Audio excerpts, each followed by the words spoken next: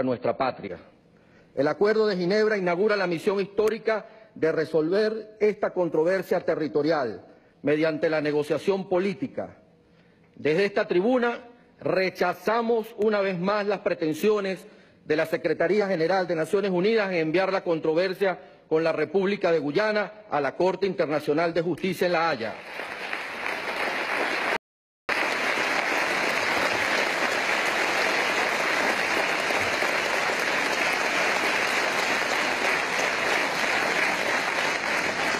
Al mismo tiempo, ratificamos la plena vigencia del Acuerdo de Ginebra, único instrumento legal reconocido por las dos partes para la resolución de este diferendo. Debe quedar claro que Venezuela no permitirá despojos de su territorio. El Esequibo es nuestro.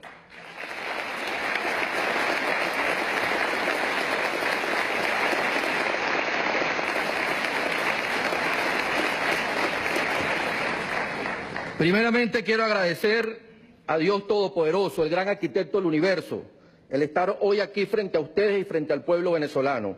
Asimismo quiero agradecer profundamente a mis compañeros y compañeras, magistrados y magistrados de la Sala Plena del Tribunal Supremo de Justicia por haberme designado como orador de orden en esta importante ceremonia de Estado, con la cual se da inicio a las actividades judiciales del año 2018 en nuestra República Bolivariana de Venezuela, tal y como lo ordena el artículo 26 de la Ley Orgánica del Poder Judicial.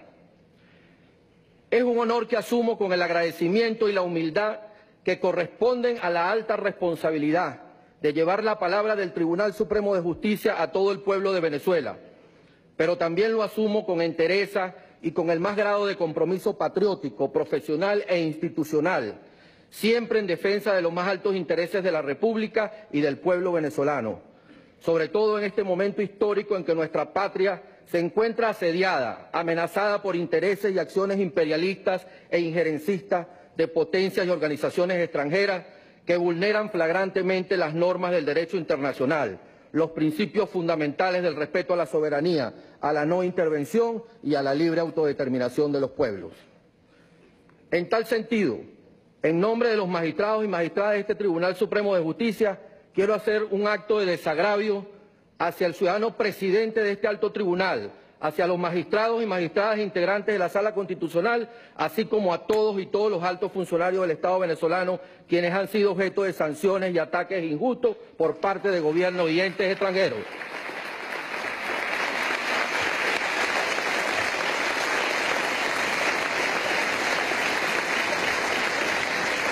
Esta abierta agresión contra la soberanía venezolana muestra claramente la velada pretensión de torpedear los esfuerzos que desde Venezuela se realizan para el diálogo y la consolidación de la paz y el entendimiento entre los venezolanos.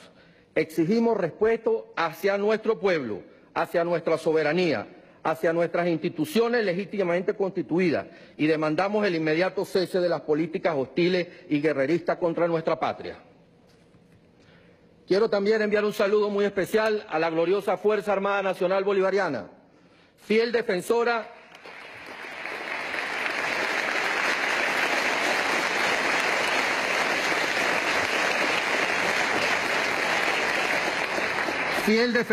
y guardiana de nuestra patria, que cada día y sobre todo hoy con más fuerza, honor y compromiso patriótico garantiza la independencia y la soberanía de la nación, al mismo tiempo que asegura la integridad de nuestro espacio geográfico mediante la defensa militar, la cooperación en el mantenimiento en el orden interno y la participación activa en el desarrollo nacional mediante la unión cívico-militar, cumpliendo cabalmente con la Constitución de la República Bolivariana de Venezuela.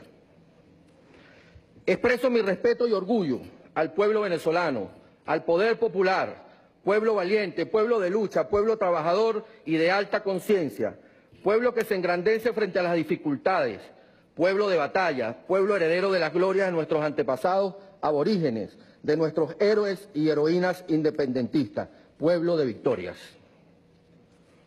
Un saludo y un reconocimiento especial a los magistrados eméritos de este Tribunal Supremo de Justicia, presentes en este acto, quienes han prestado un extraordinario servicio a la patria aportando sus conocimientos y experiencias en el enriquecimiento de la jurisprudencia patria y en la toma de decisiones importantes y trascendentales para la estabilidad política y democrática en nuestro país.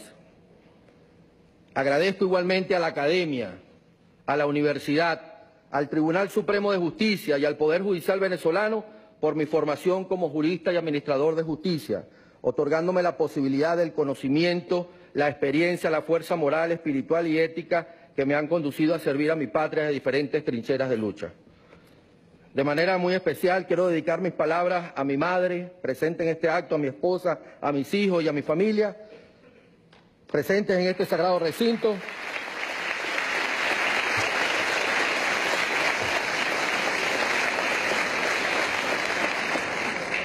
Y a mi amado padre, el doctor Juan Luis Ibarra Riverol, militar, abogado y político nacionalista, quien murió por manos asesinas el 6 de febrero del año 1985, aquí en esta ciudad de Caracas.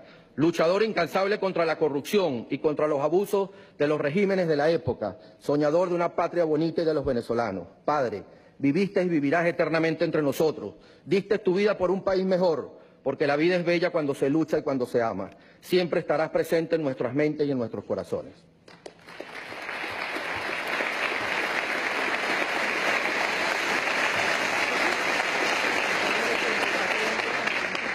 Constituciones y procesos constituyentes. En el pensamiento constitucional occidental, el punto de partida es la ética a Nicómaco de Aristóteles. En ella el filósofo señala que él consiguió y estudió más de 100 constituciones que pertenecían en su mayoría a la época clásica de Esparta y sobre todo a la época clásica de Grecia y al inicio la génesis de la democracia. Con esta obra nos iniciamos nosotros en el estudio de las constituciones y de lo que hoy en día podemos llamar, gracias a otras tradiciones de pensamiento y de otros hechos históricos, los procesos constituyentes. Procesos constituyentes como particularidad de la civilización occidental en la conformación del poder constituido. Más adelante vamos a encontrar otros paradigmas o marcos de referencia para el estudio de las constituciones y de los procesos constituyentes apenas en la época de la Ilustración y las llamadas revoluciones burguesas, que no es casualidad, acabaron con esa época de oscurantismo que fue la Edad Media. Uno de estos paradigmas o marcos de referencia es la Revolución Francesa, otro la Revolución Norteamericana. Ambos procesos sentaron o sirvieron de base para el proceso constituyente donde la independencia se dio inicio del siglo XIX en lo que hoy llamamos la América Latina. En el caso de la Revolución Francesa, se produce la concurrencia del pensamiento de Emmanuel Joseph Sieyès en su obra ¿Qué es el tercer Estado?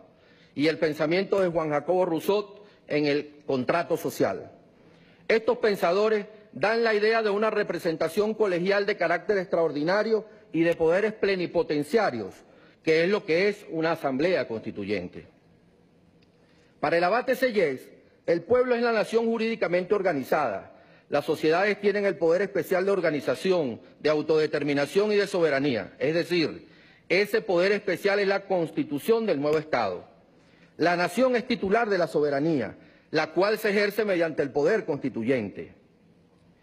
Después de establecida la Constitución, el establecimiento público, como lo denomina Sieyès, es el pueblo que queda definido como titular del poder constituido. Así se explica que hay procesos constituyentes fundacionales cuando se crea el Estado, pero también hay procesos constituyentes refundacionales que revisan las condiciones existenciales de ese Estado, su propia naturaleza y hasta pueden sustituirlo. A Rousseau debemos, por su parte, la noción de soberanía popular, es decir, aquel del pueblo, un poder además inalienable, intransferible, de modo que, de la mano de Rousseau y de Sieyès, en el marco de referencia francés, el constituyente se caracteriza por un sistema de asambleas, en un sistema popular, de elección popular de una asamblea que asume todos los poderes. En el caso norteamericano es distinto, porque se trata de un proceso constituyente de carácter confederal. Son los representantes de los estados de la Confederación quienes inician el proceso constituyente y son ellos los que finalmente redactan la Constitución. De modo que son dos paradigmas o marcos de referencia, como lo hemos llamado, fundamentalmente distintos, pero referentes en la conformación de los estados occidentales. Ahora bien, el 21 de diciembre de 1811 surge la primera constitución venezolana, que constituyó además la precursora de Hispanoamérica, adelantándose incluso 3 meses a la célebre Constitución Española de Cádiz. Esta primera constitución de carácter federal se inspiró en las doctrinas liberales estadounidenses y proclamó algunos derechos idénticos a los enunciados por los revolucionarios franceses. Fue producto del movimiento independentista que venía gestándose y que luego estallaría en toda la América del Sur. A pesar de su efímera duración, apenas hasta la capitulación de San Mateo el 25 de julio de 1812, que pondría fin a la Primera República, esta Constitución tiene una innegable importancia histórica por el papel que desempeñó como referencia originaria política y territorial. En ese momento histórico es necesario reiterar que en el sistema hispanoamericano los procesos constituyentes que se dieron fueron producto de la resistencia y de la lucha por la independencia. En el caso venezolano, no solamente la Constitución de diciembre de 1811, sino también la Constitución de 1819, la del Congreso de Angostura. Son constituciones genésicas en lo que tiene que ver con el Estado Nacional Constitucional, porque el Estado que nace el 5 de julio de 1811, con la firma del Acta de la Independencia, es el Estado Independiente de Ultramar. Pero ese mismo año, el 21 de diciembre, el que nace es el Estado Constitucional propiamente dicho, ya con la Constitución de 1811. En esa simiente de creación del Estado Nacional Constitucional en Hispanoamérica o Latinoamérica, tuvieron mucha influencia los doctores de Chuquisaca. Esos doctores eran teólogos y dieron una reinterpretación al pensamiento de Santo Tomás con respecto al derecho de rebelión ante la injusticia y por la independencia. Esas ideas, junto con la Declaración de los Derechos del Hombre y del Ciudadano, la Revolución Francesa y la Revolución de Independencia Norteamericana, influyeron en nuestros próceres independentistas. En particular, en el primer constituyente, que es Sebastián Francisco de Miranda, con su propuesta constitucional del incanato presentada a William Pitt, primer ministro inglés, en 2 ocasiones, 1783 a 1801 y 1804 a 1806. También influyeron de manera muy especial en Simón Bolívar, nuestro más grande constituyente, porque es Bolívar quien convoca en 1819 al Congreso Constituyente de Angostura, que redactará en agosto de ese año la Constitución Política del Estado de Venezuela, y en diciembre la Ley Fundamental de la República de Colombia. Es Bolívar quien convoca al Congreso de Cúcuta en 1821 para ratificar la Constitución de Angostura. Es Bolívar quien convoca a la Convención de Ocaña en 1828 para reformar la Constitución de Cúcuta. Es Bolívar quien convoca al Congreso Admirable de 1830 en Bogotá para tratar de evitar la disolución de la Gran Colombia. Esta Constitución es distinta a la de 1830 de Venezuela. Ahora bien, en el pensamiento constituyente de Simón Bolívar hay una particularidad. Ciertamente en él hay una influencia del pensamiento francés y de la experiencia norteamericana también. Pero nuestro libertador siempre estuvo claro: las naciones son esclavas de su Constitución, ellas rigen el destino de sus ciudadanos. El libertador, con esta frase, demuestra un conocimiento perfecto del pensamiento político y de la filosofía de la época. En el discurso de Angostura, Bolívar se pregunta, y pregunta a los legisladores allí reunidos: ¿no dice el espíritu de las leyes de Montesquieu que éstas deben ser propias para el pueblo que las hacen? Que las leyes deben ser relativas a lo físico del país, al clima, a la calidad del terreno, a su situación, a su extensión, al género de vida de los pueblos. Entonces, señala el libertador, tengamos presente que nuestro pueblo no es el europeo, ni el americano del norte, más bien es un compuesto de África y de América, que es una emancipación de Europa, pues a que España deja de ser Europa por su sangre africana, por sus instituciones y por su carácter. Exclama Bolívar y exhorta a los legisladores del Congreso de Angostura: he aquí el código que debemos consultar y no el de Washington. El Libertador había establecido en 1817 la capital provisional del territorio venezolano en Angostura, hoy Ciudad Bolívar, luego del brillante triunfo de las tropas patriotas comandadas por el general Manuel Piar sobre las fuerzas realistas dirigidas por el mariscal de campo Miguel de la Torre en la batalla de San Félix el 11 de abril de ese año.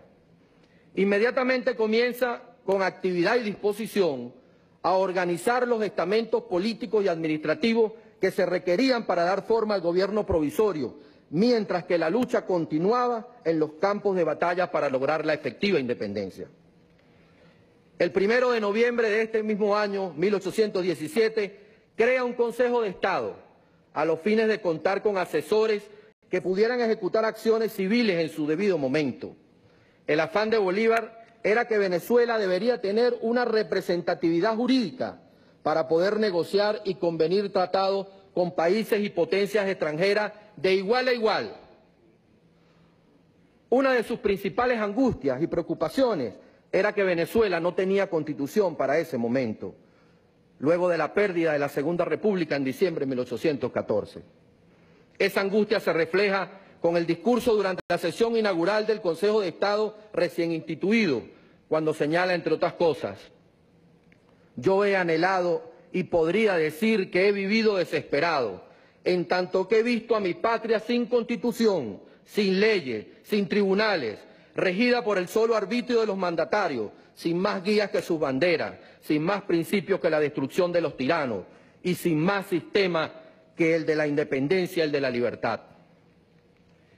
En octubre de 1818, Bolívar informa al Consejo de Estado su propósito de convocar elecciones para la reunión del Congreso Nacional. Aprobada esta medida, se elabora un reglamento electoral y, habiéndose llevado a cabo los comicios en el territorio libre de la República y en cada una de las divisiones de las Fuerzas Armadas, los diputados se van congregando en Angostura a comienzos de febrero de 1819.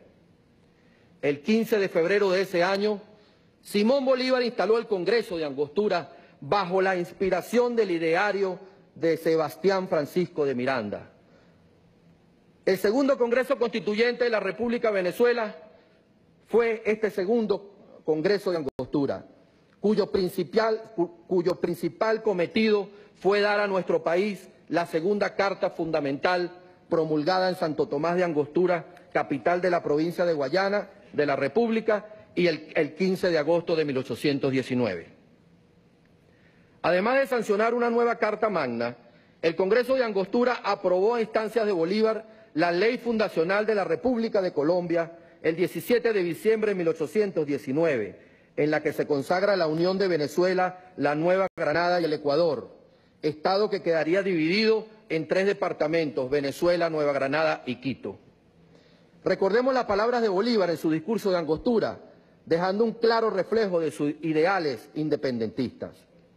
El sistema de gobierno más perfecto es aquel que produce la mayor suma de felicidad posible, mayor suma de seguridad social y mayor suma de estabilidad política. Un gobierno republicano ha sido y es y debe ser el de Venezuela. Sus bases deben ser la soberanía del pueblo, la división de los poderes, la libertad civil, la proscripción de la esclavitud, la abolición de la monarquía y de los privilegios. Necesitamos de la igualdad para refundir, digámoslo así, en un todo la especie de los hombres, las opiniones políticas y las costumbres públicas. Luego, extendiendo la vista sobre el vasto campo que nos falta por recorrer, fijamos la atención sobre los privilegios que debemos evitar. Que la historia nos sirva de guía en esta carrera. Atenas, la primera, nos da el ejemplo más brillante de una democracia absoluta, y al instante, la misma Atenas nos ofrece el ejemplo más melancólico de la extrema debilidad de esta especie de gobierno. El más sabio legislador de Grecia no vio conservar su república 10 años y sufrió la humillación de reconocer la insuficiencia de la democracia absoluta para regir ninguna especie de sociedad. Ni aún la más culta, morígena y limitada, porque solo brilla con relámpagos de libertad. Reconozcamos, pues, que Solón ha desengañado al mundo y que le ha enseñado cuán difícil es dirigir por simples leyes a los hombres. Posteriormente, el 3 de octubre de 1821, se reúne en Cúcuta el Congreso Unificador convocado por Bolívar. En él se definieron los principios para superar las instituciones políticas, económicas y sociales heredadas de los 300 años de vida colonial. A las 11 de la mañana de ese día, el Libertador entró al salón de sesiones ubicado en la sacristía de la iglesia parroquial de Villa del Rosario de Cúcuta. Iba acompañado por una comisión de diputados y su Estado Mayor General. Tomó asiento al lado del presidente del Congreso y, puestos todos de pie, juró como presidente de la naciente República de Colombia, conformada por Venezuela y Cundinamarca, nombre asignado a la Nueva Granada.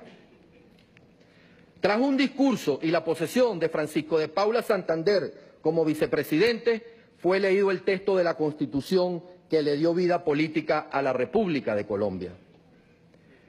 Al transcurrir 9 años del acontecimiento de Cúcuta y luego de la expulsión del Libertador del territorio de Venezuela, se instala el 6 de mayo de 1830 en la ciudad de Valencia el Congreso de Valencia, capital provisional de Venezuela, durante la realización del Congreso. Este Congreso se caracterizó por su tendencia antibolivariana, habiéndose elegido la ciudad por ser residencia del general José Antonio Páez, jefe civil y militar del departamento de Venezuela, y por haber sido el punto de origen del movimiento separatista La Cociata ocurrido entre 1826 y 1829. El 14 de octubre de 1830, fecha de cierre del Congreso, se toma la decisión de separarse de la Gran Colombia. Allí nace como consecuencia el llamado Estado de Venezuela, cuyas bases políticas y legales que fundamentan el nacimiento de dicha república independiente contenidos en la Constitución de 1830, la cual fue elaborada por ese Congreso convocado por el general José Antonio Páez con el fin de legitimar la separación de Venezuela de la Gran Colombia, destruyendo así el proyecto bolivariano. Ese mismo año, el 17 de diciembre, muere el padre de la patria en la ciudad de Santa Marta, Colombia.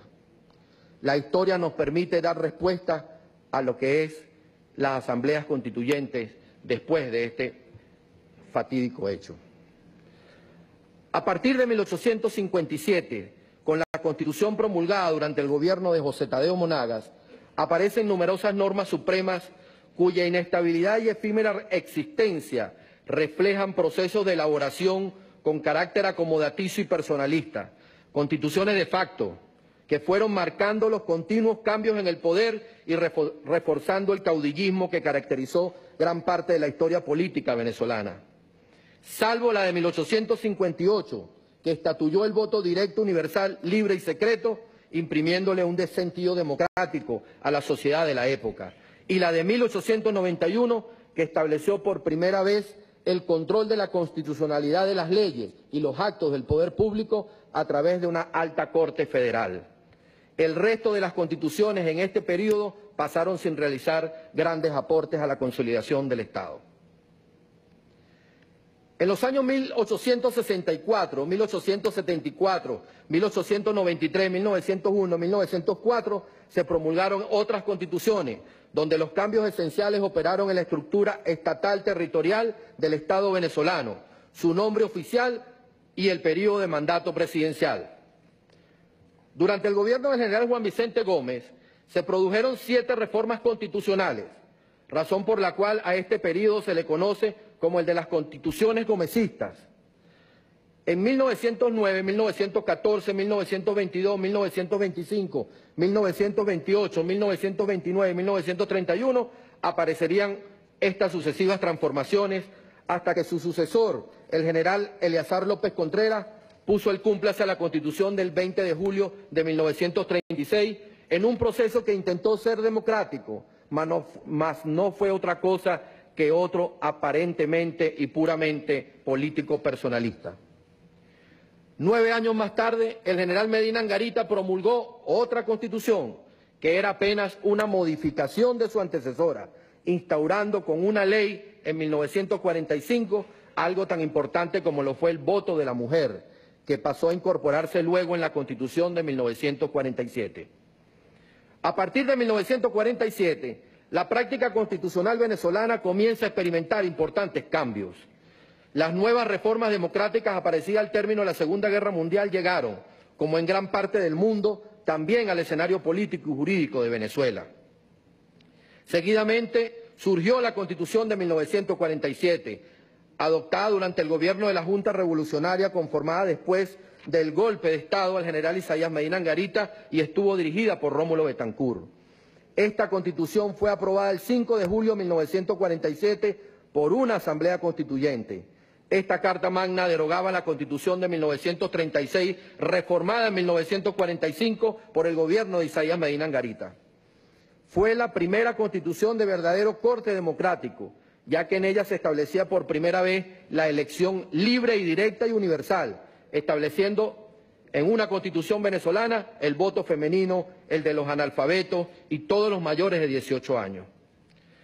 Rómulo Gallegos ascendería a la presidencia el siguiente año, por lo que la permanencia de Betancourt con la nueva Constitución fue bastante efímera.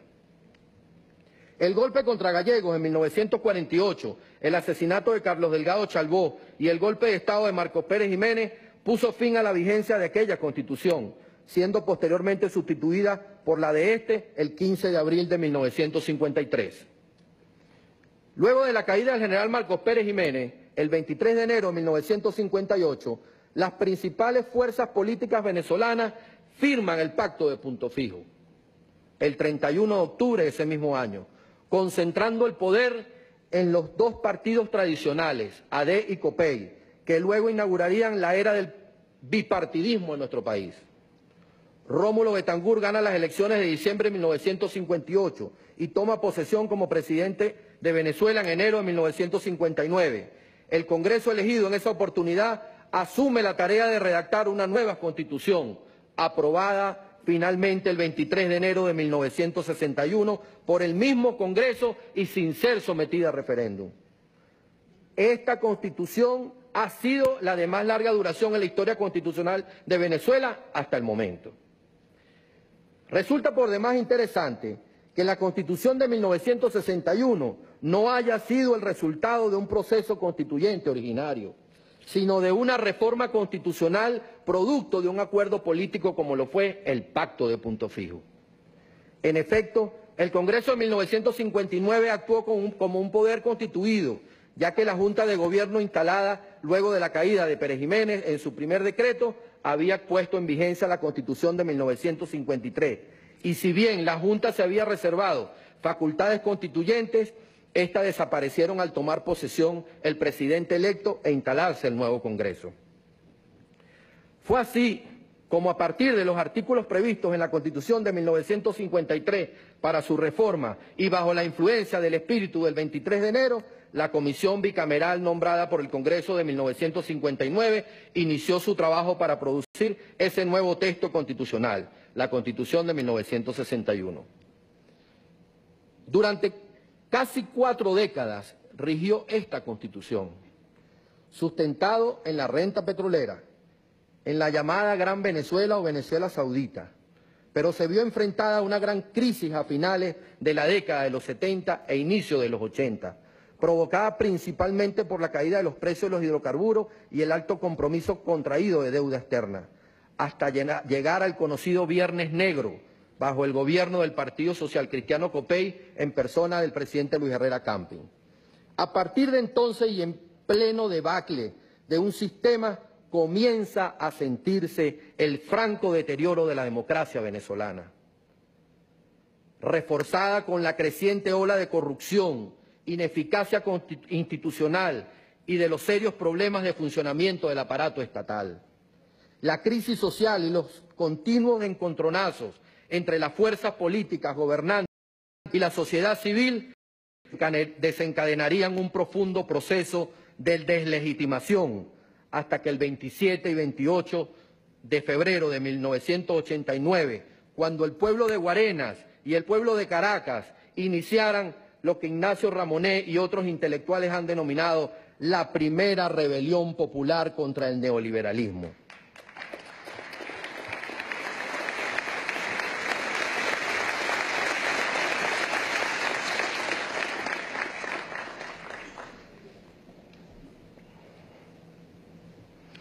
Esta frase la indica Ramonet en alusión a la lucha liderizada por el pueblo venezolano en contra de las políticas neoliberales en la conducción del Estado de ese momento. Hombres, mujeres y jóvenes venezolanos se rebelaron contra un modelo de libre mercado ya en pleno desgaste en el mundo. La gesta del pueblo de Guarenas y de Caracas se extendió por todo el país. Un pueblo heroico que salió a defender al país. En el Caracazo, como conocemos a esta primera rebelión popular contra el neoliberalismo, el pueblo fue el principal actor en la lucha por un país de igualdad de condiciones para producir la vida, respeto e inclusión. Todos acá conocemos la historia, pero no podemos dejar de contarla, puesto que los procesos constituyentes, primero, y constitucionales después, surgen de allí. Nunca podemos correr el riesgo de olvidarla. Ese despertar de los venezolanos y venezolanas fue producto de la aplicación del paquete neoliberal del gobierno de Carlos Andrés Pérez, con el que se entregó al país al Fondo Monetario Internacional. Los Estados Unidos de Norteamérica se apoderaban una vez más, vía políticas de Estado, de todas las riquezas del país, y muchas familias de forma dramática perdieron hasta su vivienda por el aumento en las tasas de los créditos hipotecarios a favor de las instituciones financieras. En estas emblemáticas fechas del 27 y 28 de febrero de 1989 se corroboró que el pueblo y los estudiantes estaban juntos defendiendo al país. Sin embargo, no pasarían muchas horas para que el gobierno y su gabinete ordenaran a la Policía Metropolitana y a los efectivos militares reprimir la expresión de reclamo y frustración de un pueblo ante la aplicación de unas medidas económicas que lo condenaban a los niveles más altos de exclusión y pobreza. Para el Ejecutivo del momento, la acción de rebeldía solo era vandalismo. El bipartidismo representado en el Congreso de la República aprobó el decreto del Ejecutivo en el que se suspendían en todo el territorio nacional las garantías establecidas en los ordinales primero, segundo, sexto y décimo del artículo 60 y en los artículos 62, 64, 66, 71 y 115 de la Constitución de 1961. La expresión del pueblo venezolano de febrero de 1989 y la represión brutal y anticonstitucional de las entonces fuerzas de seguridad del Estado trajeron consecuencias que marcarán la historia venezolana. Luego de 3 años de aquel atropello contra el pueblo venezolano y después de largas y profundas reflexiones, estos hechos llevaron a la rebelión cívica-militar del 4 de febrero de 1992. Liderizada por un oficial paracaidista del ejército venezolano desconocido hasta ese momento, el comandante Hugo Rafael Chávez Frías.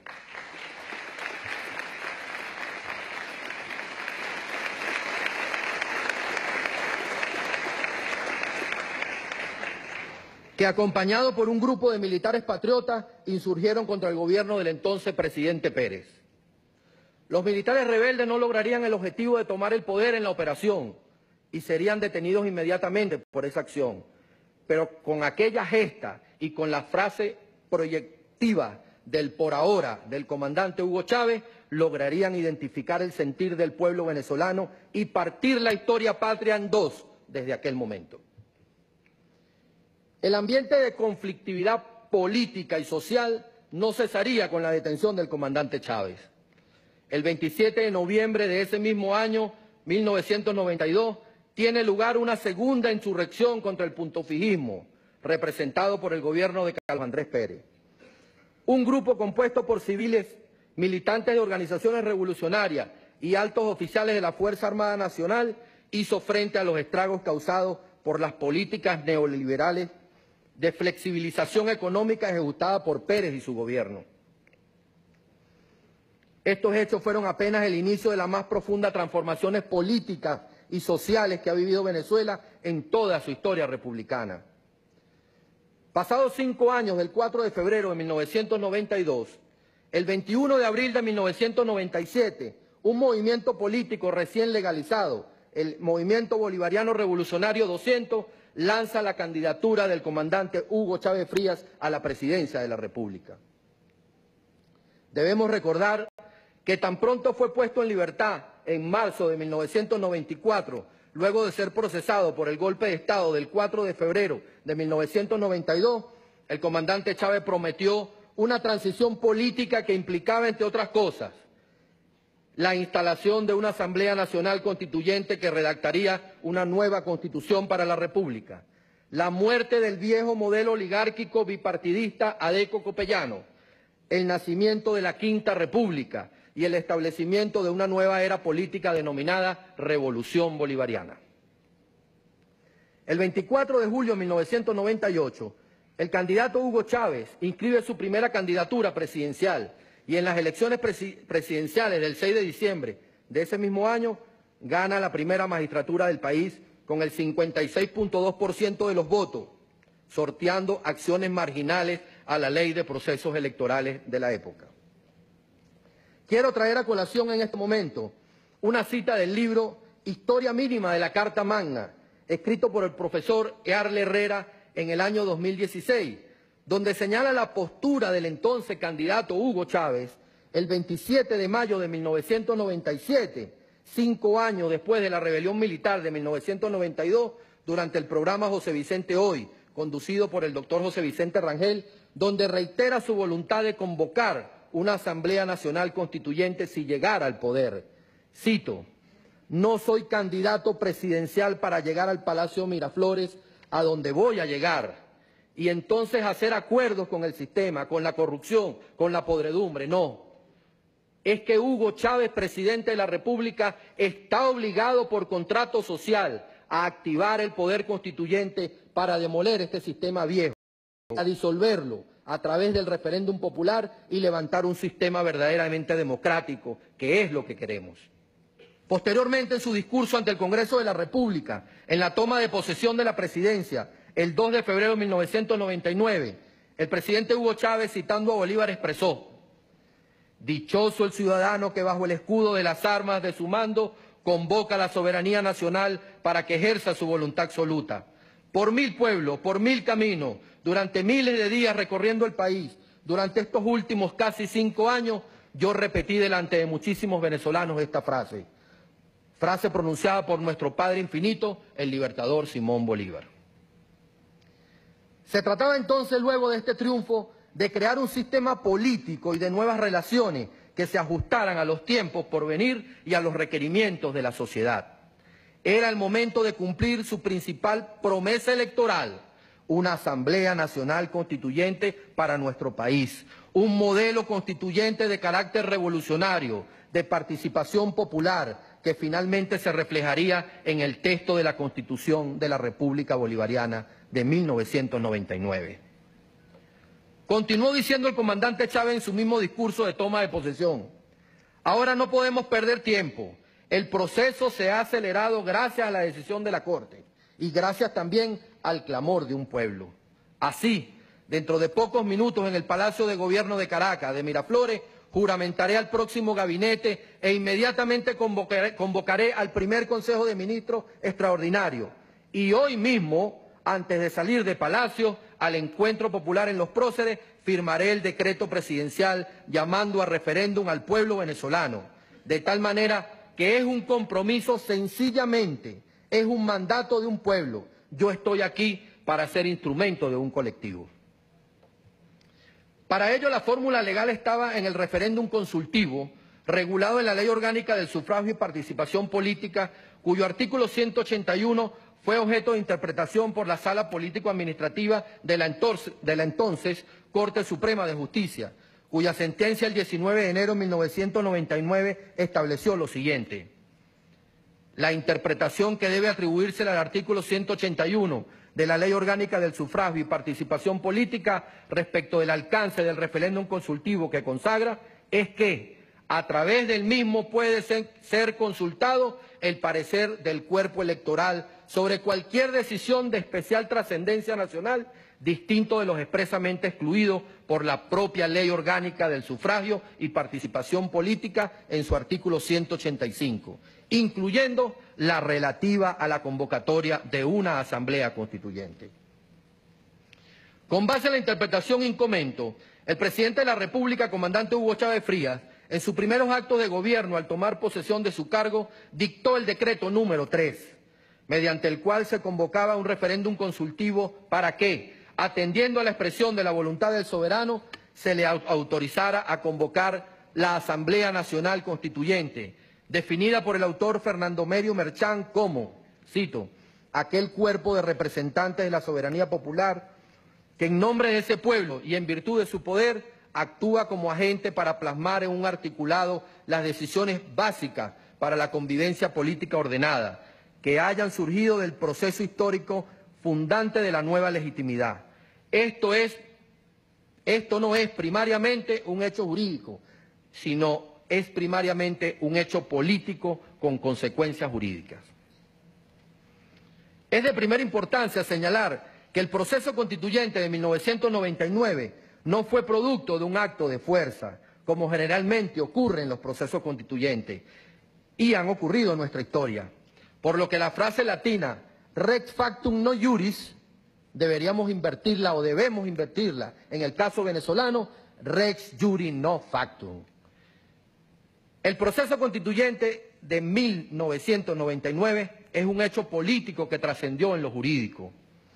A propósito de lo cual, considero oportuno hacer mención a las palabras del magistrado Delgado Ocando en su discurso en la apertura del año judicial del 2001, en este mismo escenario, donde expresó: si buscamos la motivación recóndita de quienes se han opuesto a la doctrina de la transitoriedad necesaria, habrá que suponer que han rechazado políticamente la producción originaria jurídica y han auspiciado sigilosamente un hecho de fuerza.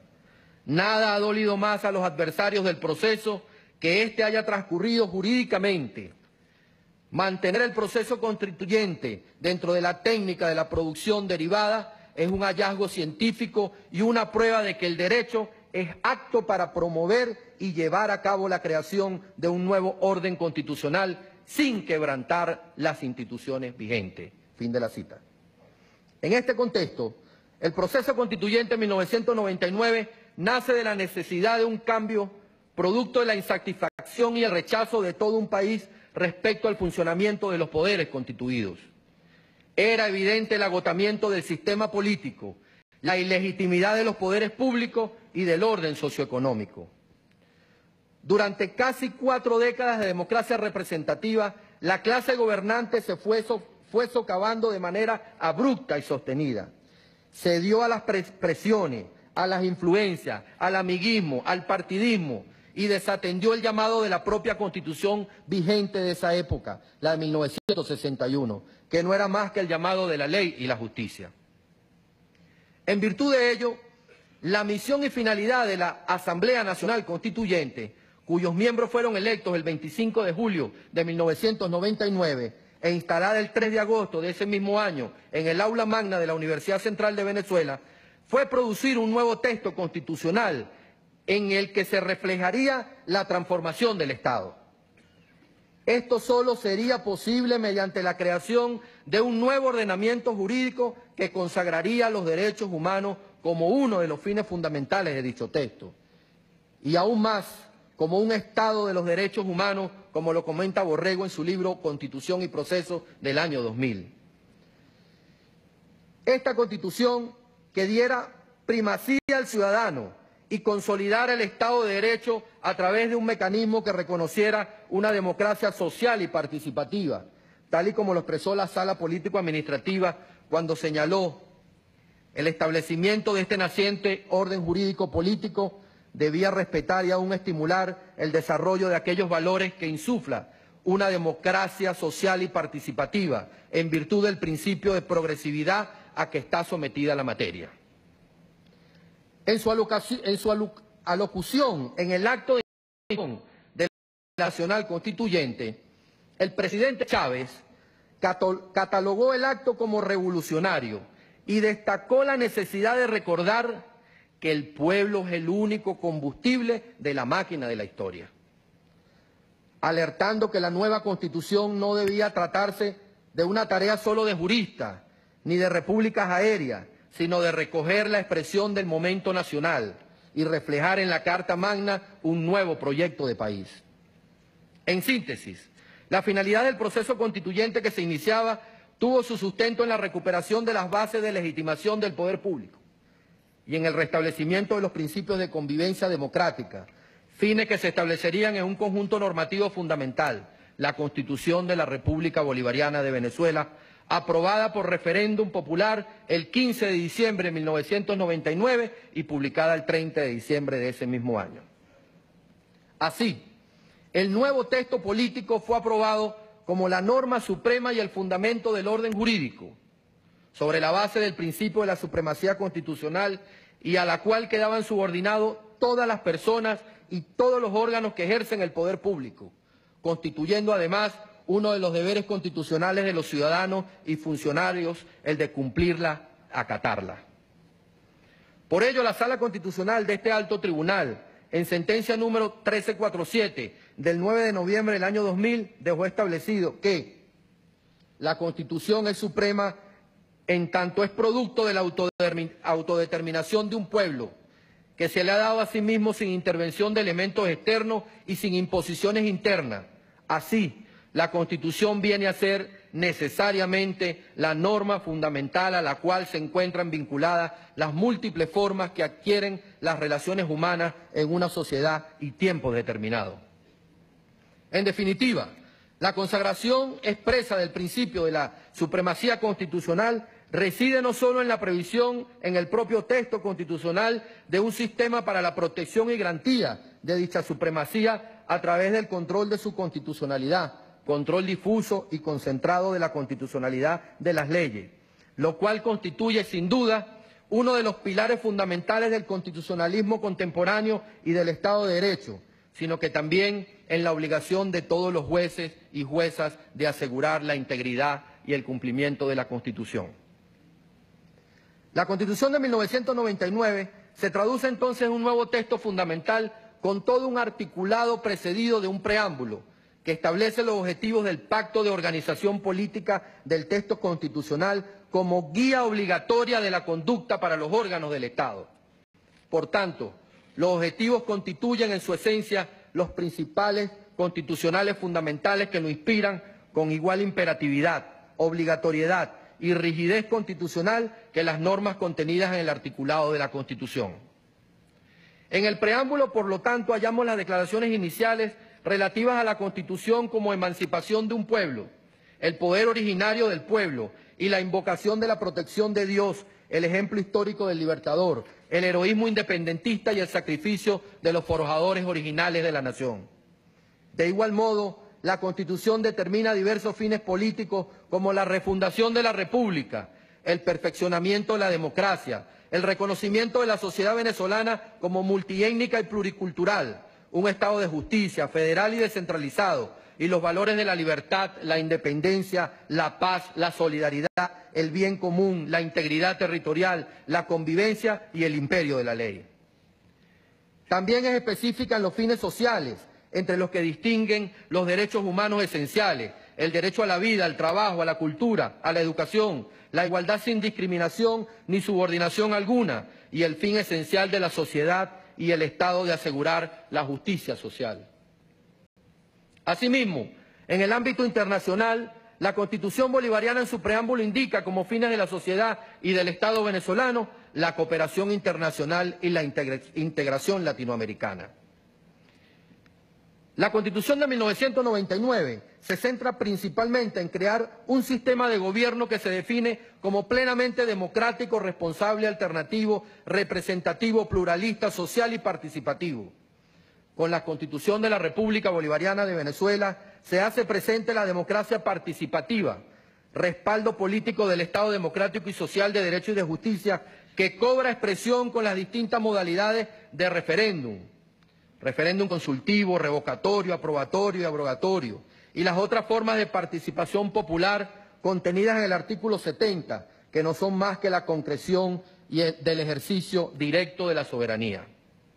De allí, pues, que la democracia participativa no se opone a la democracia representativa. Por el contrario, aquella, la participativa, no implica sino el perfeccionamiento o complemento de esta, la representativa, propia de las complejas y plurales sociedades contemporáneas a través de la creación de distintos y eficaces medios de participación en lo político, en lo económico, en lo social, en lo cultural, Con la democracia participativa, la responsabilidad de la conducción de la vida nacional, estadal o local no es exclusiva de los representantes o de la administración, sino también de todos quienes integran la comunidad política afectada por la regulación o decisión. Podemos afirmar, sin lugar a dudas, que el nuevo texto constitucional que diseña el Estado democrático y social de derecho y de justicia y la democracia participativa, bases constitucionales de 1999, son variantes de un modelo social que supera el clásico Estado liberal burgués o el Estado neoliberal en nuestros tiempos, centrados en el individualismo egoísta y en la economía de mercado regulada por una mano invisible. Ello no implica, claro está, que la democracia participativa excluya la representación. Como refiere Enrique Dussel, la democracia participativa y la representativa no son términos antagónicos o contradictorios. Deben ser articulados dialécticamente de manera que un término enriquezca al otro y se definan mutuamente, dice el intelectual argentino. Así, el reto transformador más profundo de nuestros tiempos es la liberación de las comunidades políticas organizadas en estados democráticos, representativos, que progresivamente institucionalizarán una democracia participativa de las mayorías. La significación del Estado social de derecho que expresó la Constitución de 1999 en el marco de la democracia participativa es la concreción próxima a un Estado democrático. En este Estado, la democracia es entendida en dos sentidos armónicamente interrelacionados: democracia política como método de designación de los gobernantes y un modelo de ejercicio del poder por una parte, y democracia social como realización del principio de igualdad en la sociedad. Ya no solamente la declaración nominal de derechos, donde los aventajados socioeconómicamente son los únicos en disfrutar de sus derechos, sino promoción de igualdad de situaciones de los sujetos en la sociedad para el goce efectivo de sus derechos. Es la anteposición de las condiciones para acceder a los derechos por encima de las oportunidades. De lo anterior y de los postulados de avanzada de la Constitución de la República Bolivariana de Venezuela, se desprende que la misma impregna con su contenido la conformación de un nuevo paradigma de Estado, al cual la misma Constitución define en su artículo 2 como democrático y social de derecho, pero fundamentalmente de justicia. Siguiendo este postulado y este mandato, la Sala Constitucional de este alto tribunal, en sentencia número 656 del 30 de junio del año 2000, dejó establecido lo siguiente. El artículo 2 de la Constitución de la República Bolivariana de Venezuela expresa que Venezuela es un Estado social de derecho y de justicia. Esto significa que dentro del derecho positivo actual y en el derecho que se proyecta hacia el futuro, la ley debe adaptarse a la situación que el desarrollo de la sociedad vaya creando, como resultado de las influencias provenientes del Estado o externas a él. Son estas las influencias las que van configurando la sociedad, y que la ley y el contenido de justicia que debe tener quien la aplica, estas deben irse tomando en cuenta a fin de garantizar a los ciudadanos una calidad integral de vida, signada por el valor dignidad del ser humano. El Estado constituido hacia este fin es un Estado social de derecho y de justicia, cuya meta no es primordialmente el engrandecimiento del Estado, sino el de la sociedad que lo conforma, con quien interactúa en la búsqueda de tal fin. Un Estado de esta naturaleza persigue un equilibrio social que permite el desenvolvimiento de una buena calidad de vida, y para lograr su objeto, las leyes deben interpretarse en contra de todo lo que perturbe esa meta. Perturbaciones que área del desenvolvimiento humano, sea económica, cultural, política, etc. La concepción de justicia concebida y planteada en el texto constitucional de 1999 no es una justicia inmaterial, meramente objetiva y abstracta, ni tampoco ideal.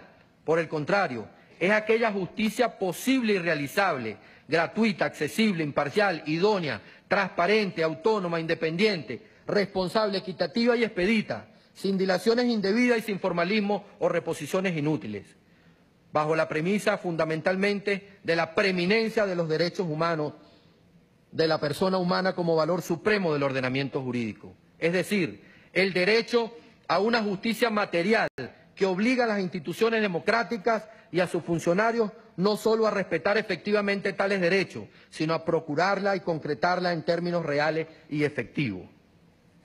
Volvamos una vez más a Bolívar, 1815. La justicia es la reina de las virtudes republicanas y con ella se sostienen la igualdad y la libertad. 1820. Hagamos triunfar la justicia y triunfará la libertad. 1819, discurso de Angostura. El ejercicio de la justicia es el ejercicio de la libertad. Podemos seguir citando y hallaremos siempre que la justicia era uno de los más preciados valores del Libertador. Tanto como es y como debe ser hoy para nosotros la máxima.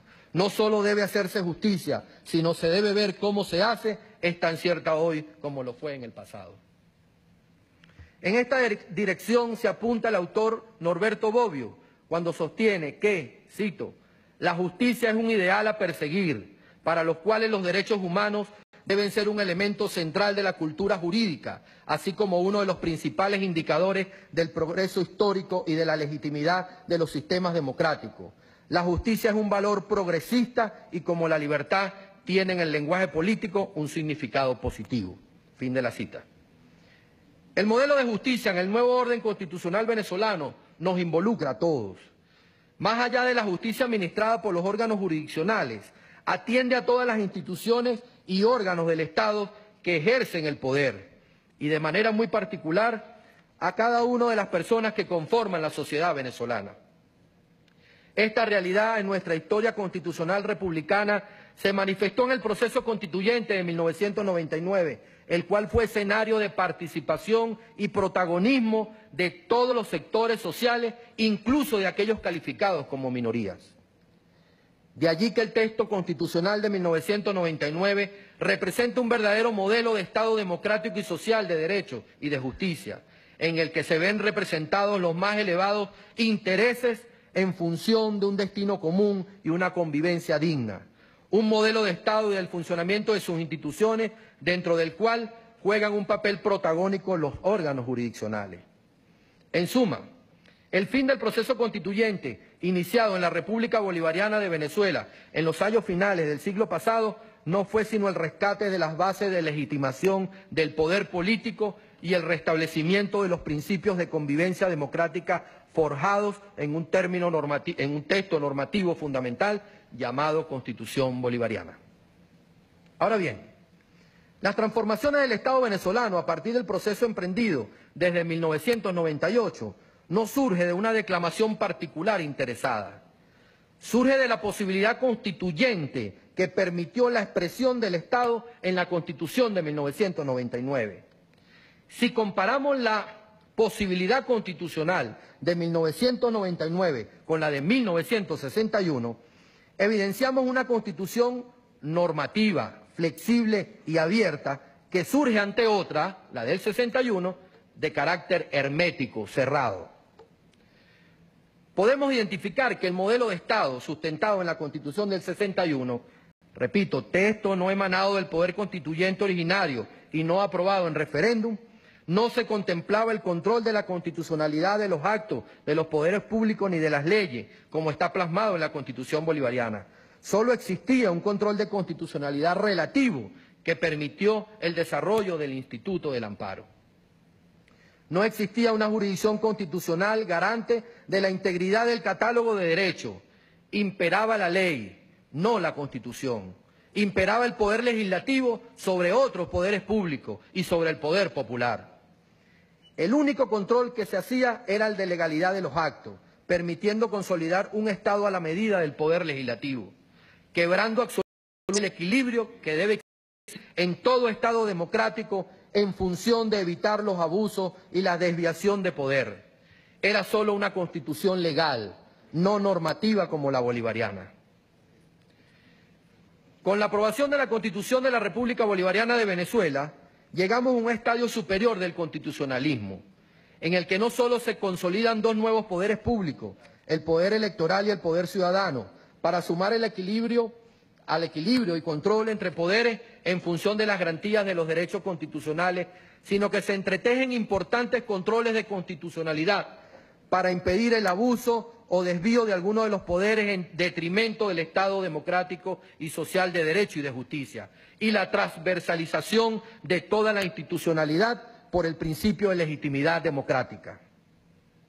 En tal sentido, y en aras de una justicia constitucional que permita alcanzar estos objetivos, el Constituyente de 1999 estableció la creación de la Sala Constitucional del Tribunal Supremo de Justicia, cuyas atribuciones están claramente definidas en el título octavo de la protección de esta Constitución, artículo 333 en adelante del texto que refundó la República.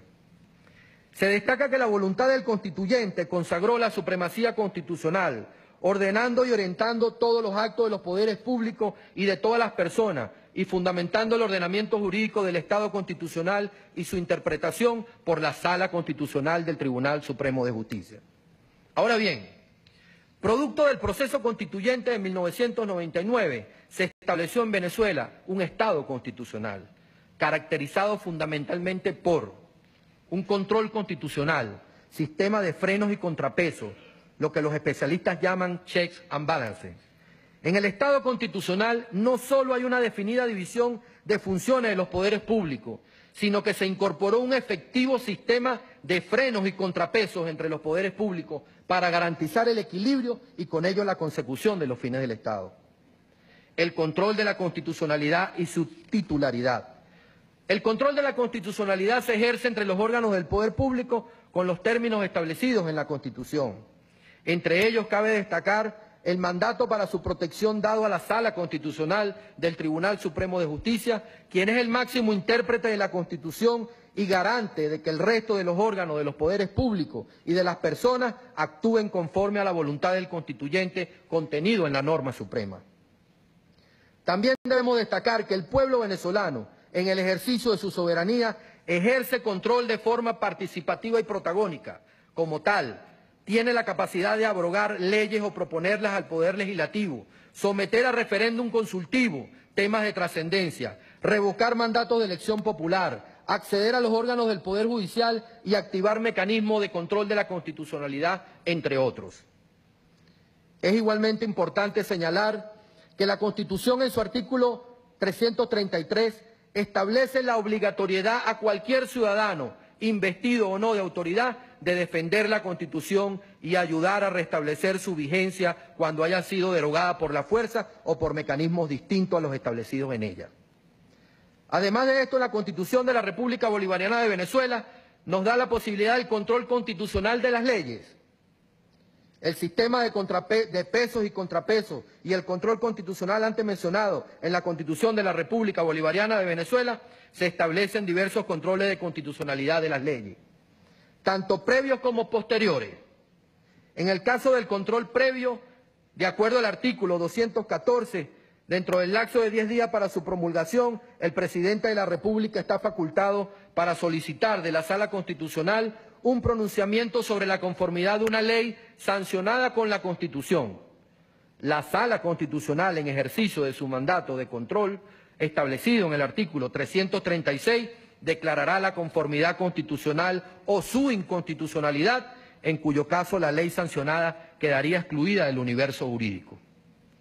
Sin embargo, la vigencia de este Estado constitucional, de este modelo de Estado con el arreglo institucional y con los fines que hemos descrito, no ha sido imperturbable.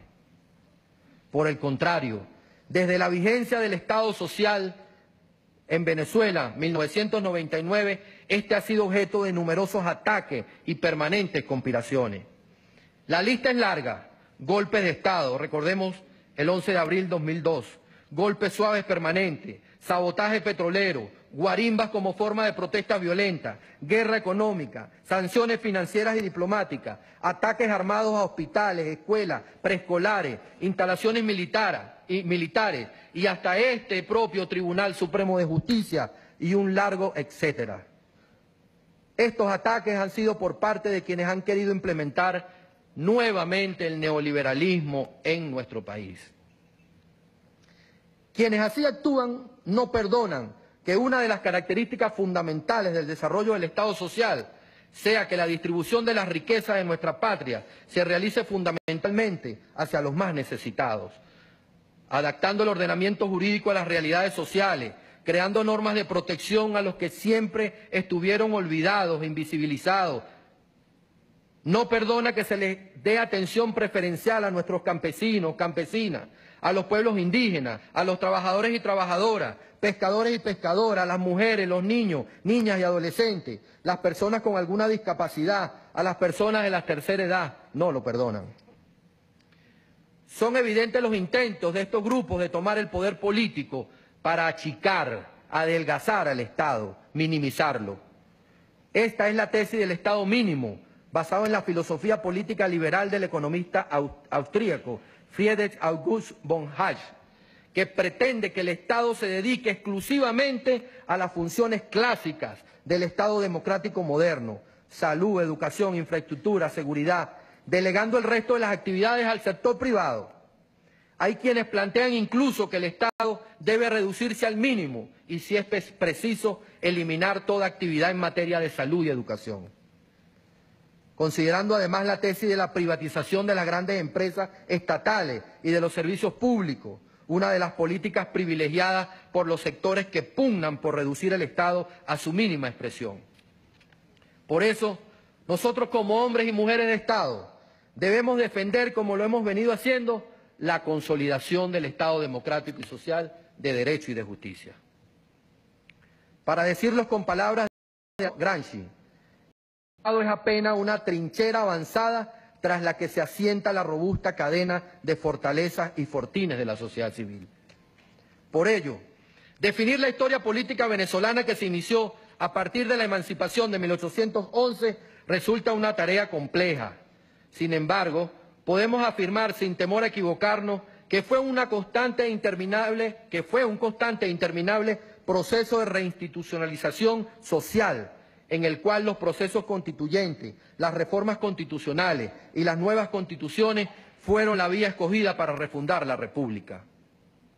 En este orden de pensamientos, debemos vincular el Estado democrático y social de derecho y de justicia dentro de la concepción del socialismo bolivariano, formación social auténtica anunciada en el nombre de nuestra Constitución bolivariana de 1999, contextual, autóctona, propia, en tanto que la misma corresponde a un sistema político de naturaleza social, inspirado y sustentado fundamentalmente en el pensamiento de nuestro libertador Simón Bolívar.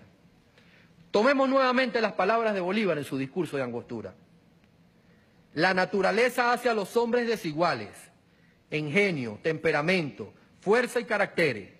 Las leyes corrigen estas diferencias porque colocan al individuo en la sociedad para que la educación, la industria, las artes, los servicios, las virtudes le den una igualdad ficticia, propiamente llamada política social. En otras palabras, para decirlo con el insigne y también magistrado de este Tribunal Supremo de Justicia, el doctor fallecido Carlos Escarrama Lavé, en su obra Consideraciones libres sobre el socialismo bolivariano, señala, cito: el socialismo bolivariano detenta una configuración encauzada bajo una forma de gobierno socialista, mas sin embargo detenta su esencia y a sus principios fundamentales en la doctrina política estructurada en el pensamiento político del padre de la patria, lo que hace que el mismo constituya un modelo atípico en determinados aspectos en relación a la doctrina socialista propiamente dicha, en razón de que a esta le son añadidos variables fundamentales que se encuentran establecidos en el discurso y en la doctrina del Libertador, configurándose así una nueva modalidad denominada socialismo bolivariano, en honor a su fuente inspiradora y que sin duda constituye la revitalización del aporte realizado en su oportunidad por nuestro Libertador al mundo de la ciencia política, como el aporte de este gran pensador universal, hombre único en la humanidad, y sin él que ésta jamás hubiese sido igual. Fin de la cita. El proceso constituyente en 1999 se ha ido complementando en el transcurrir de los años. El 15 de febrero del 2009 se realizó un referéndum mediante el cual el pueblo de Venezuela aprobó la enmienda número 1 de la Constitución bolivariana en sus artículos 160, 162, 174, 192 y 230, con el fin de permitir la reelección inmediata de cualquier cargo de elección popular de manera continua o indefinida. Transcurrieron los años en una lucha constante y permanente hasta el 5 de marzo del 2013, cuando fallece lamentablemente el presidente de la República, comandante Hugo Chávez Frías, dejando una profunda tristeza en el pueblo venezolano por la desaparición física de un gran líder revolucionario. Ante esta eventualidad, el hoy presidente Nicolás Maduro Moro, quien se desempeñaba como vicepresidente ejecutivo, asumió 3 días después la jefatura de Estado y de Gobierno como presidente encargado de la República Bolivariana de Venezuela hasta la celebración de elecciones presidenciales.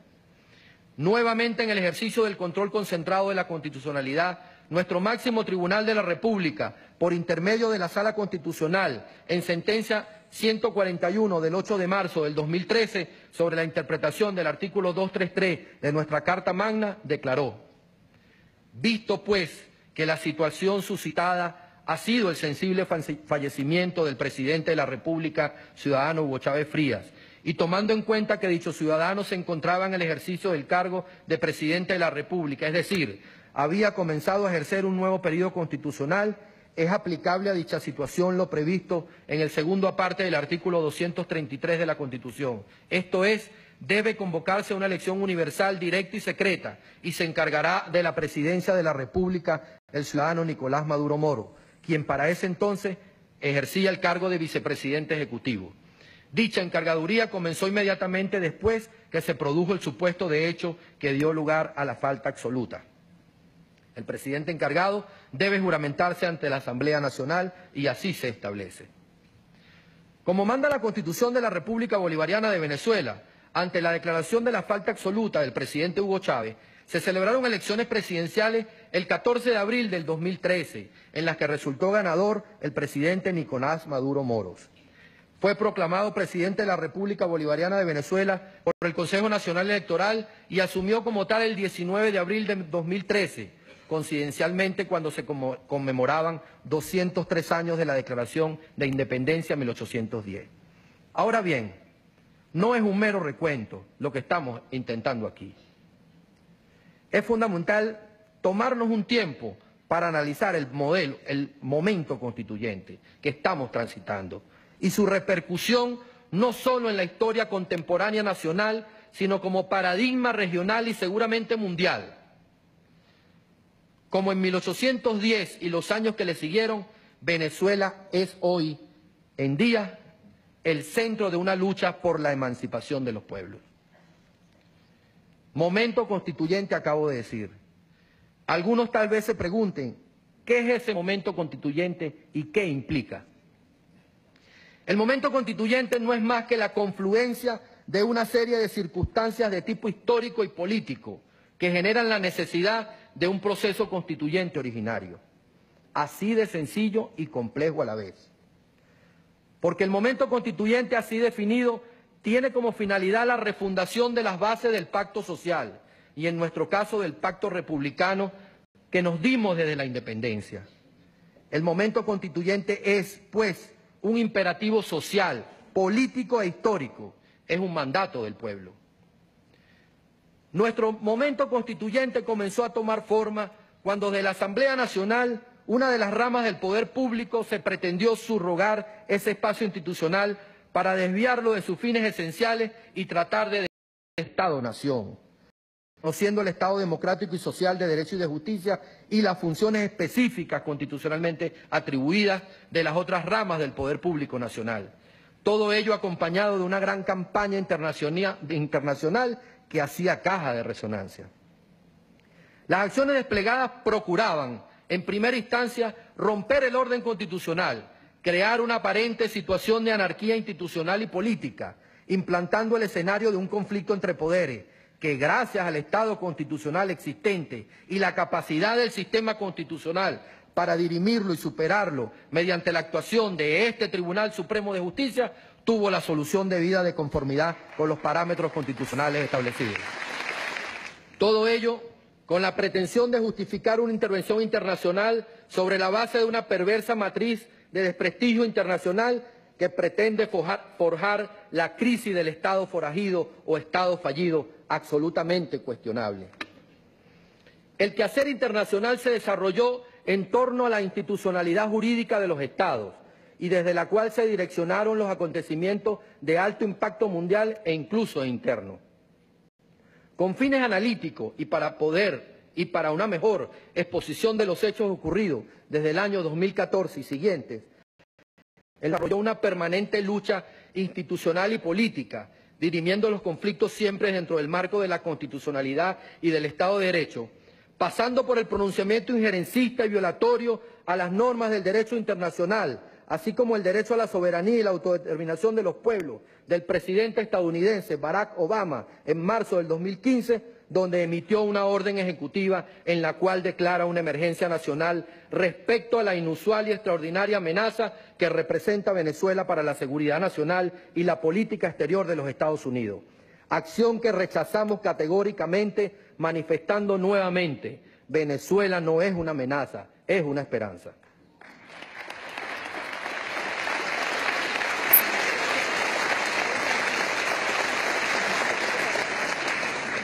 Esto provocó el pronunciamiento del Movimiento de Países No Alineados, cuyo comunicado expresó el firme apoyo a la integración territorial e independencia política de la República Bolivariana de Venezuela. Llegamos al año 2017, por lo que podemos dividirlo en 3 periodos: el inicio, mediados del año y el último mes. Así, desde la primera semana de enero nos encontramos nuevamente con el asedio internacional contra el Estado venezolano, con la renovación de la orden ejecutiva del gobierno de los Estados Unidos, que considera a Venezuela como una amenaza inusual y extraordinaria a este país. Ante esta situación de asedio por parte de los Estados Unidos, el Poder Judicial, como pilar institucional del Estado venezolano, se movilizó para procurar su fortalecimiento y defensa, emitiendo pronunciamientos y acciones constitucionales que permitirían afrontar la situación de acuerdo al mandato del artículo 1 de nuestra Carta Magna, que declara al Estado venezolano como irrevocablemente libre e independiente y fundamentado en los valores de libertad, igualdad, justicia y paz internacional, atendiendo a los derechos irrenunciables de independencia, libertad, soberanía, inmunidad, integridad territorial y autodeterminación nacional. Para mediados del año, en aquel julio violento que todos recordamos, una Venezuela asediada por hechos de violencia y desestabilización inducido, promovido y practicado por un sector de su dirigencia política, que además llegó al extremo de solicitar una intervención internacional. Se recibe una vez más una agresión a la soberanía e independencia. Los Estados Unidos emiten de manera unilateral y arbitrariamente un conjunto de medidas coercitivas unilaterales, arbitrarias, dirigidas a integrantes del Poder Ejecutivo Nacional.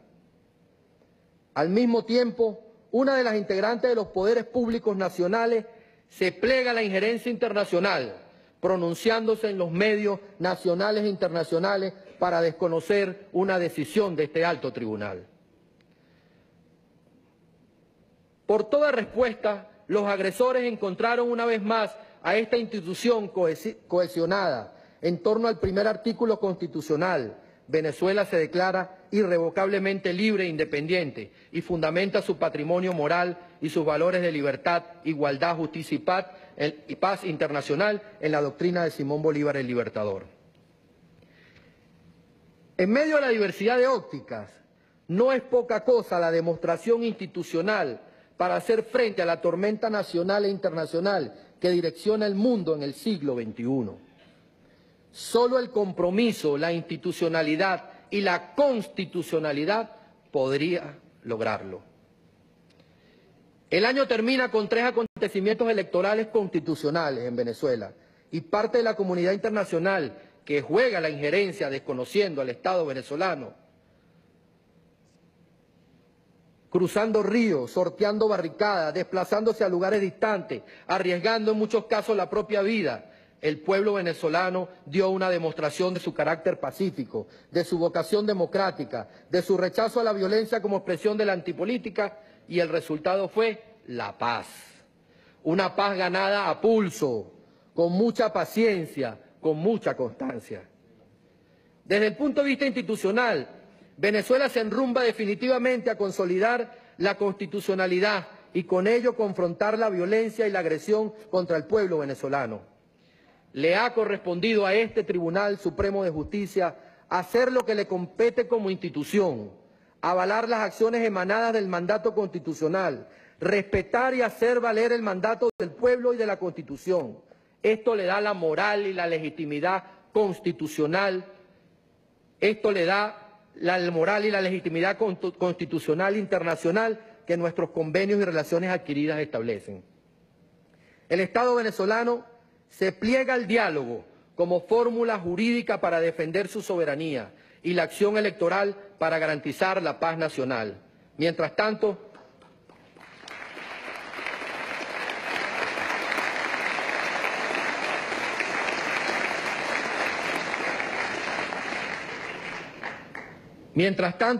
el contraste con la situación mundial más que evidente es escalofriante.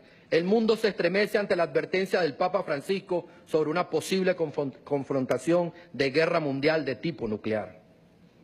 Si bien desde 1999 Venezuela ha estado sometida al escrutinio internacional y a su estabilidad, los 2 últimos años han sido de una inédita presión institucional y política, a lo interno del país y a lo externo, con fuertes arremetidas provenientes de factores influyentes de organismos multilaterales y a través de medidas coercitivas unilaterales por parte de gobiernos y entes extranjeros.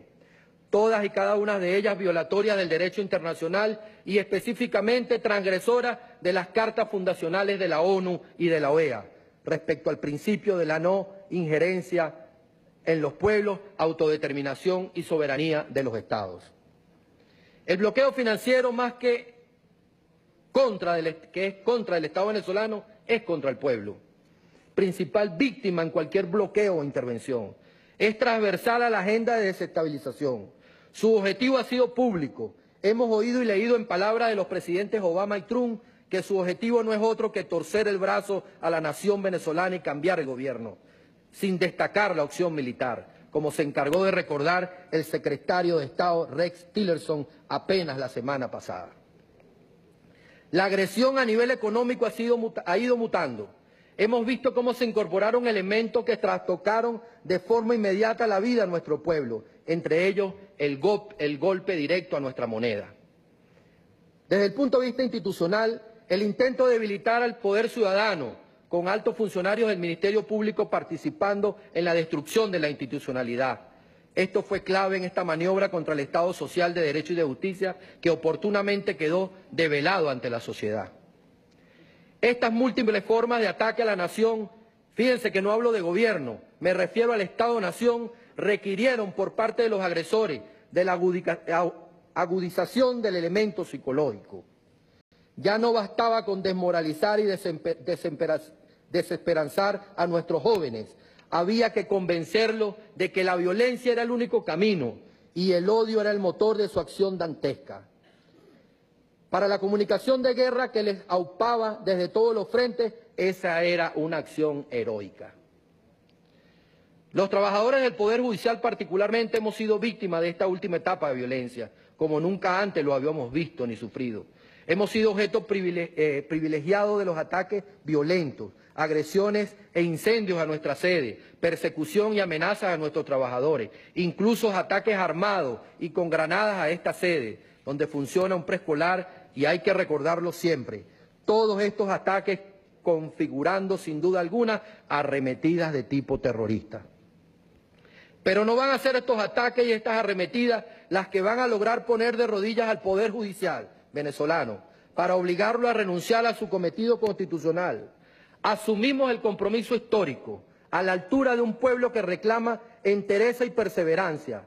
Nuestros magistrados y magistradas, jueces y juezas nunca han bajado la cabeza, ni se han doblegado ante las innumerables agresiones a las que hemos estado sometidos. Puedo decir con orgullo que hemos respondido con firmeza y dignidad ante el reclamo histórico que se nos ha presentado.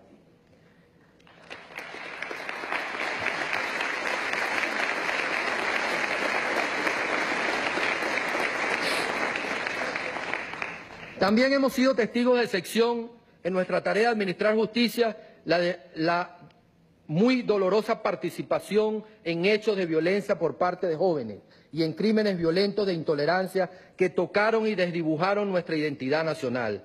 Nosotros no somos así. Los venezolanos no tenemos ese talante. Dijimos una y otra vez tristemente sorprendidos por lo que nos tocaba observar y analizar. Este escenario hacía inviable el diálogo y la política en términos convencionales, bajo los mecanismos existentes. Esta atmósfera crítica podía fracturar, quizás para siempre, la unidad y la paz en la República. La gran mayoría del pueblo venezolano, independientemente de su posición política o ideológica, rechazó la violencia. Sentíamos y sabíamos que era esa una conducta ajena a nuestras costumbres y a nuestra familia. Los crímenes de odio no tenían precedente en nuestra historia democrática, a tal punto que estaban tipificados tímidamente en nuestra normativa penal. Ante los ojos del mundo, las cartas parecían estar echadas. Había que canalizar la situación, revertir la violencia y retomar a la política. Es así como el presidente de la República, Nicolás Maduro Moros, según decreto número 2830 del 1 de mayo de 2017, legitimado por la Constitución de la República Bolivariana de Venezuela, en sus artículos 347 y 348, para convocar al poder originario, reconoció el momento constituyente. Y ante la posibilidad de perder definitivamente la paz, puso en el tapete de la historia un desencadenante histórico, como él mismo lo llamó, y en un incuestionable acto democrático, responsable, oportuno, de apego a la constitucionalidad y sobre todo con la finalidad primordial de garantizar la preservación de la paz del país ante las circunstancias sociales, políticas y económicas en las que severas amenazas internas y externas de factores antidemocráticos y de marcada postura antipatria se cernían sobre el orden constitucional, decidió convocar al soberano, al bravo pueblo de Venezuela, para enfrentar y acabar con tales amenazas mediante una plenipotenciaria Asamblea Nacional Constituyente.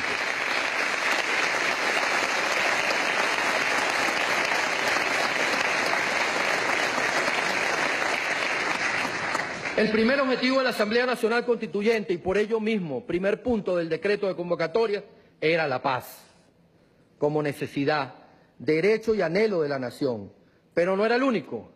Además de este alto y noble objetivo también están el perfeccionamiento del sistema económico nacional hacia la Venezuela potencia, la constitucionalización de las misiones y grandes misiones socialistas, ampliar las competencias del sistema de justicia para erradicar la impunidad de los delitos, la constitucionalización de las nuevas formas de la democracia participativa y protagónica, la defensa de la soberanía y la integridad de la nación y protección contra el intervencionismo extranjero, la reivindicación del carácter pluricultural de la patria, la inclusión de un capítulo constitucional para consagrar los derechos de la juventud, la preservación de la vida en el planeta.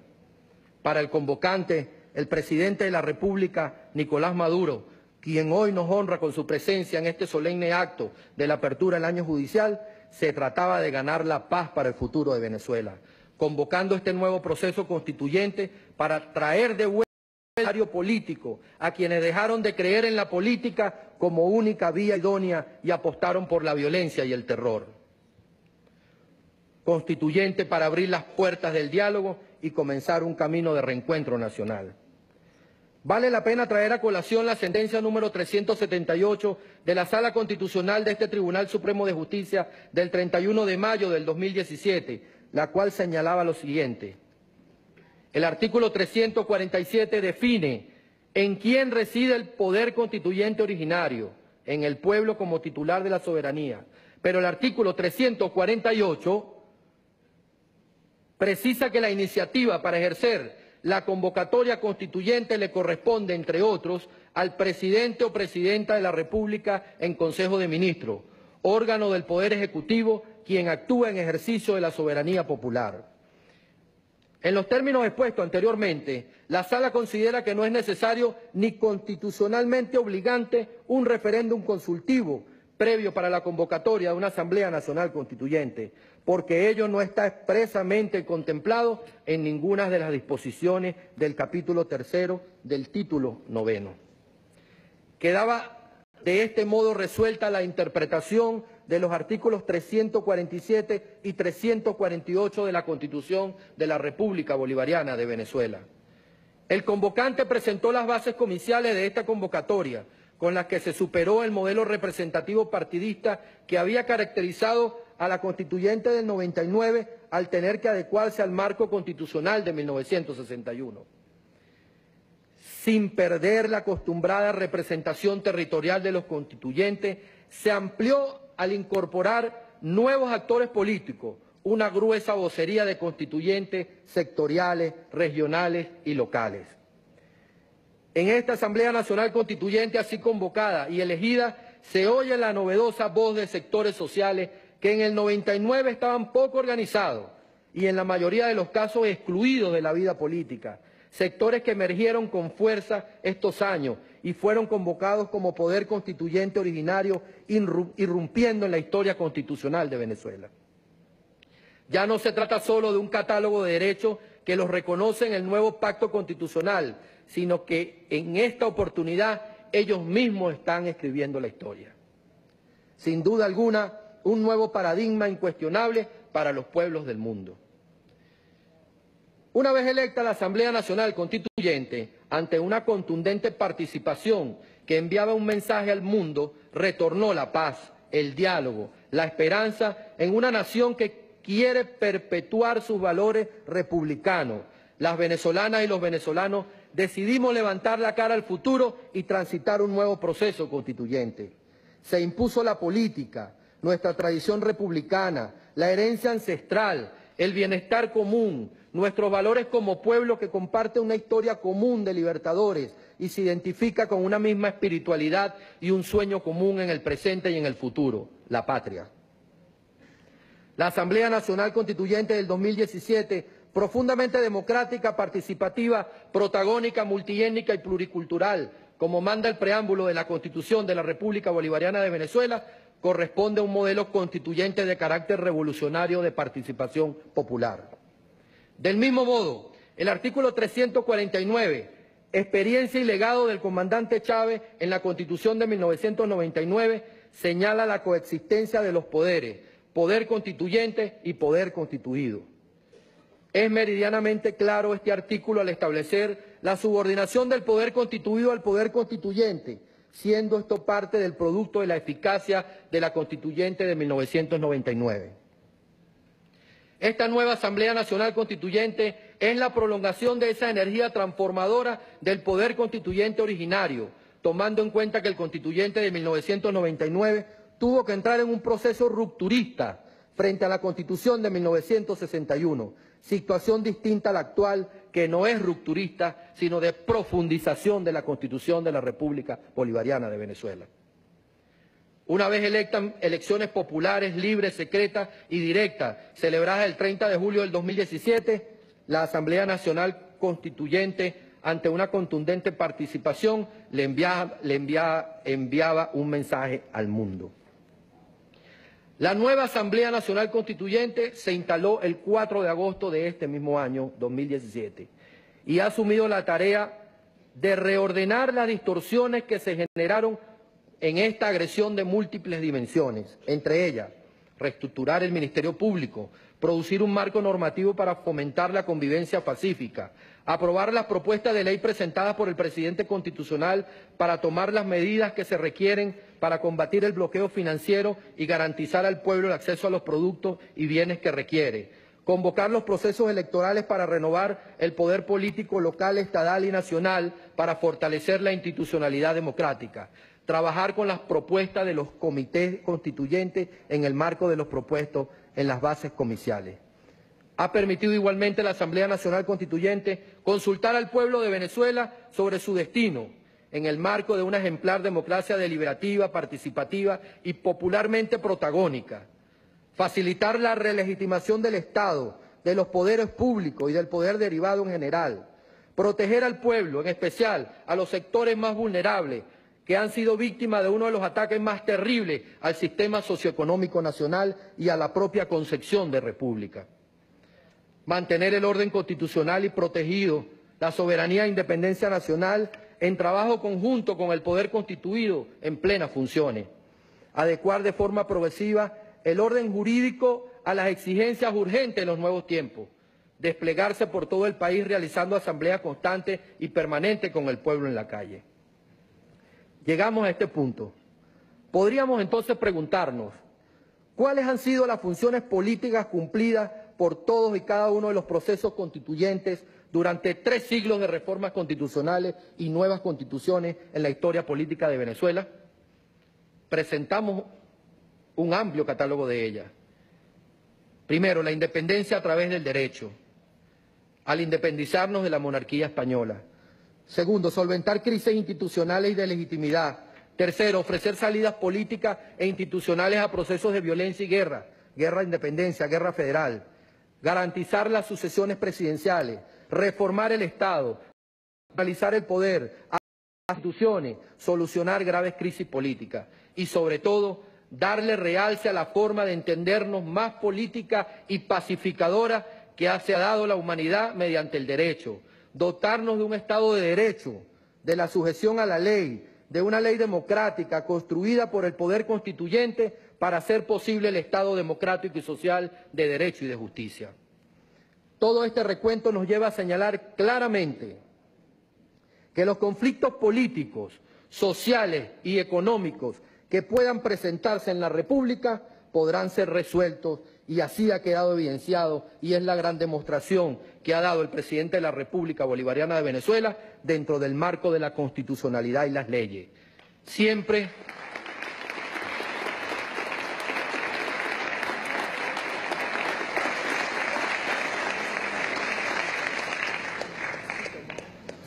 dentro del marco del derecho y de justicia, fundamentalmente, siendo el diálogo y el mantenimiento de la paz una consecuencia clara de esto. Solo a través de la justicia se logrará la paz verdadera, con el combate a la impunidad. Nuestro compromiso es luchar incansablemente para lograr el verdadero estado de justicia, combatiendo fundamentalmente lo que ha de ser abolido, como por ejemplo el problema de la corrupción. Ya lo decía el Libertador en el mensaje a la Convención de Ocaña en Bogotá el 29 de febrero de 1828. La corrupción de los pueblos nace de la indulgencia de los tribunales y de la impunidad de los delitos. Nosotros los venezolanos y venezolanas, que tenemos la bendición de vivir en esta etapa de nuestra historia, somos testigos y actores del nacimiento de una nueva forma del ejercicio del poder político, de una nueva concepción de sociedad, donde la justicia, la igualdad, el protagonismo del pueblo, el respeto a la pluralidad y la paz se sustentarán sobre el valor humano que para antonomasia es el llamado a transformar el mundo, la ética. Por alguna razón insoslayablemente importante, el mundo entero tiene puesta su atención en Venezuela. Yo estoy convencido de que la providencia eligió a los hijos de Simón Bolívar, de Francisco de Miranda, de Antonio José de Sucre, de Andrés Bello, de Simón Rodríguez, entre tantos otros grandes hombres y mujeres que ha parido esta tierra, la tierra de Hugo Chávez Frías, para estar al frente de este cambio de paradigma mundial que acabamos de describir. No es ni ha sido nunca una tarea fácil, pero los venezolanos y venezolanas sabremos asumir esta responsabilidad y estar a la altura de este compromiso, de este momento histórico, como Bolívar hace 200 años, el padre Bolívar, que todo lo nombra como cantaba Neruda, Bolívar el hombre de las dificultades, como Hugo Chávez hace apenas 25 años, cargado sobre sus hombros con un por ahora la responsabilidad del movimiento bolivariano revolucionario que rescató al pueblo de la mazmorra a la que lo habían condenado, y con el proceso constituyente que nació aquel 4 de febrero. Este, señoras y señores, es el pueblo de las dificultades. Un pueblo que saldrá victorioso de este nuevo desafío que le pone el destino. No lo duden ni un segundo. Quiero concluir estas palabras con un fragmento del epílogo del libro El fuego sagrado del general Jacinto Pérez Arcay. Cito: nacimos en una patria que en nada envidia a las deidades del mundo griego, porque por un Marte y un Júpiter tenemos un Bolívar, un Sucre, un Urdaneta, y yo le sumo a un Chávez. Y al millón de grandes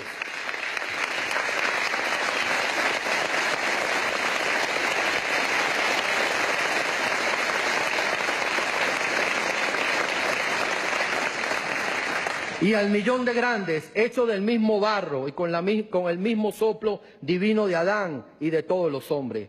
Hace siglo y medio que soldados de hierro como ellos, saliendo de lo profundo de la angustia y la desesperación de ver la patria humillada, explotada y encarnecida, ofrendaron generosamente el holocausto de sus vidas para redimir la bandera de la libertad que se encontraba en manos de los opresores. Sacrificio sublime de un pueblo virtuoso que llevó calada en su fusil de guerra el arma invencible de la razón y de la justicia, para que sus hijos, las generaciones futuras, el actual pueblo de Venezuela, continuara la inmensa labor de suyo tan difícil, pero fácil de seguir por aquellos cuyas venas corre la misma savia misteriosa. ¡Viva la patria, viva la justicia, viva la paz! Señoras y señores. Dada la significación e importancia del discurso de orden, se ordena su publicación.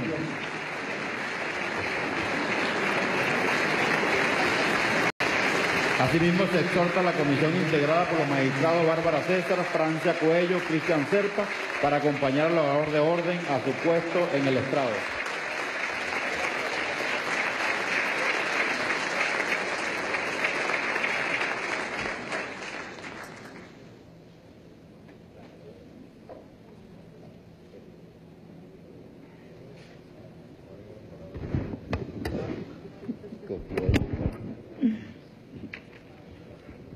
En vista de la trascendencia y el significado de este acto, invitamos al señor Presidente de la República que se dirija al podio para que exprese unas palabras.